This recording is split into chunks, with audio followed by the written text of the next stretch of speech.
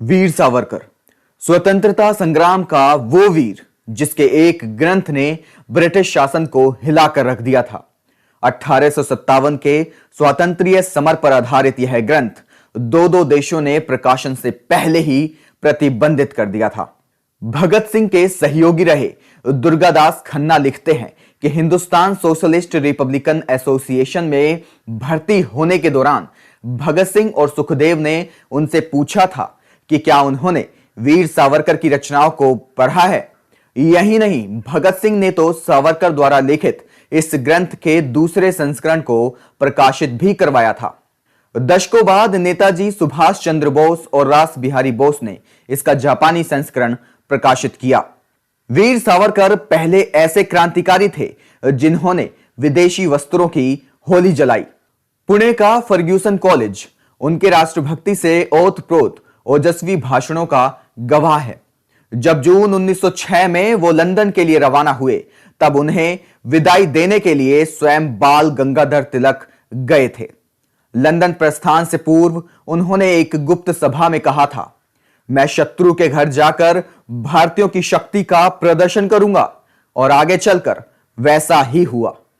वीर सावरकर पहले ऐसे भारतीय विद्यार्थी बने जिन्होंने इंग्लैंड के राजा के प्रति वफादारी की शपथ लेने से मना कर दिया, जिसके कारण उन्हें वकालत करने से रोक दिया गया। लंदन के इंडिया हाउस में महान क्रांतिकारी श्यामजी कृष्ण वर्मा के साथ रहते हुए उन्होंने 10 मई 1906 को प्रथम भारतीय स्वतंत्रता संग्राम की स्वर्ण जयंती मनाई। इंडिया हाउस में उस समय भाई परमानंद, लाला हरदयाल, ज्ञानचंद्र वर्मा व मदन लाल धींगरा जैसे क्रांतिकारी भी थे। उनकी गतिविधियां देखकर ब्रिटिश पुलिस ने उन्हें 13 मार्च 1910 को गिरफ्तार कर लिया और पानी के जहाज से भारत लाया जाने लगा।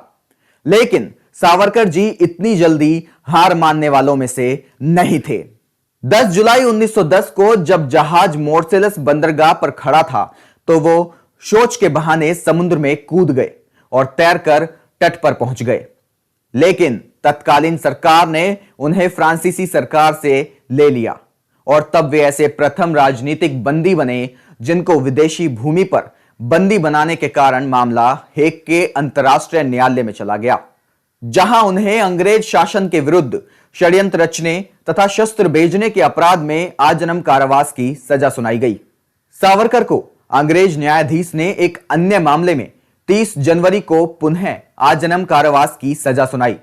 तब सावरकर दुनिया के अकेले स्वातंत्र्य योद्धा थे जिन्हें दो बार आजीवन कारावास की सजा मिली। 1911 में उन्हें काला पानी भेज दिया गया।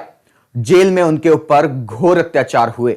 उन यातनाओं का वर्णन सावरकर जी ने अपनी पुस्तक मेरा आजीवन कारावास में किया है। कुछ समय बाद उन्हें अंडमान भेज दिया गया और वो दुनिया के पहले ऐसे कवि बने जिन्होंने अंडमान की जेल की दीवारों पर कील और कोयले से कविताएं लिखी और फिर उन्हें याद किया। इस प्रकार याद की हुई 10,000 पंक्तियों को उन्होंने जेल से छूटने के बाद पुनः लिखा। आप कल्पना कर सकते हैं कि कितने महान कवि रहे होंगे। 1921 से लेकर 1937 में पूर्ण रूप से रिहा होने तक वे रत्नागिरी की जेल में रहे थे, जिसके पश्चात वे सुभाष चंद्र बोस के साथ मिलकर क्रांतिकारी योजनाओं में लग गए।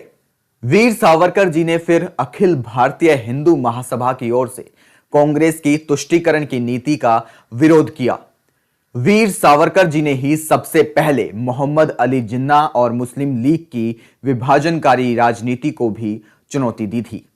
नेताजी सुभाष चंद्र बोस ने तो आजाद हिंद रेडियो पर 25 जून 1944 को एक प्रसारण में कहा था कि जब राजनीतिक गोरख धंधे और दूरदर्शिता की कमी के कारण गुमराह हो रही कांग्रेस पार्टी के लगभग सभी नेता भारतीय सेना में शामिल सैनिकों को भाड़े के सैनिक के रूप में कुप्रचारित कर रहे हैं, मुझे यह जानकर खुशी हो रही है कि वीर सावरकर निडर होकर भारत के युवाओं को सशस्त्र बलों में भर्ती होने के लिए प्रेरित कर रहे हैं। ब्रिटिश सेना में शामिल ये युवक ही हमारी आईएनए के लिए प्रशिक्षित जवानों को प्राप्त करने का स्रोत है। श्री रास बिहारी बोस ने सावरकर जी को एक जापानी पत्रिका दाई अजियाशुगी के मार्च 1939 के अंक में a rising leader of new India कहा था।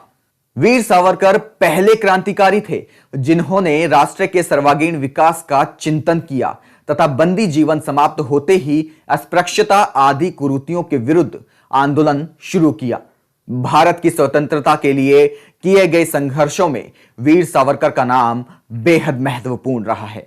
1947 में उन्हें स्वतंत्रता के बाद गांधी जी की हत्या के मुकदमे में झूठा फंसाया गया, लेकिन वे निर्दोष सिद्ध हुए। उन्होंने ही राष्ट्रीय ध्वज तिरंगे के बीच में धर्म चक्र लगाने का सुझाव सर्वप्रथम दिया था, जिसे राष्ट्रपति डॉक्टर राजेंद्र प्रसाद ने माना। महान देशभक्त और क्रांतिकारी सावरकर ने अपना संपूर्ण जीवन देश के लिए समर्पित कर दिया। 26 फरवरी 1966 को उन्होंने अपनी देह का त्याग किया और सावरकर जी के निधन के बाद इंदिरा गांधी ने कहा था कि सावरकर का नाम साहस और देशभक्ति का पर्यायवाची है। तत्कालीन सरकार ने उनके सम्मान में एक डाक टिकट भी जारी किया था। इसके अलावा श्रीमती इंदिरा गांधी ने उनकी स्मारक निधि के लिए 11,000 रुपए का दान दिया और सावरकर जी के कृतित्व पर एक डॉक्यूमेंट्री फिल्म बनाने की अनुमति भी प्रदान की थी। अच्छा होगा कि वो लोग जो सावरकर के प्रति दुर्व्यवहार वाला नजरिया रखते हैं, इतिहास को सही से पढ़ें और उनके व्यक्तित्व से प्रेरणा लें। धन्यवाद।